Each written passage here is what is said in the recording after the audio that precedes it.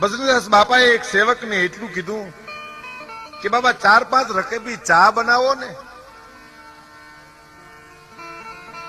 4-5 રકેબી ચા બનાવીને સેવક જ્યાં આવ્યો, 4-5 રકાબી ચાની જ્યાં પીધી તા તો 8-10 માણસો બીજા આવ્યા.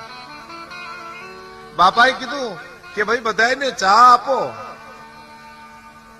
સેવક વિચાર કરે છે, બધાને ચા આપી, 10-12 જણાએ ચા પીધી. પણ જેવી ચા પીવાય ગઈ 10-12 જણાની, તા બીજા 15-20 મિત્રો આવ્યા. બાબા કે ભાઈ બધાને ચા આપો. કલ્પના કરજો મિત્રો, જે કિતલીમાં 4-5 રકેબી ચા બનાવી છે એ કિતલી આજ ભારે થઈ ગઈ છે, વજનવાળી થઈ ગઈ. સેવક વિચાર કરે છે કે ઓહ, આમાં તો ઘણી ચા છે. કહેવાય છે 50-60 મહેમાનોએ ચા પીધી. કિતલી એટલી જ વજનવાળી લાગતી હતી. ચા ખૂટી નહીં.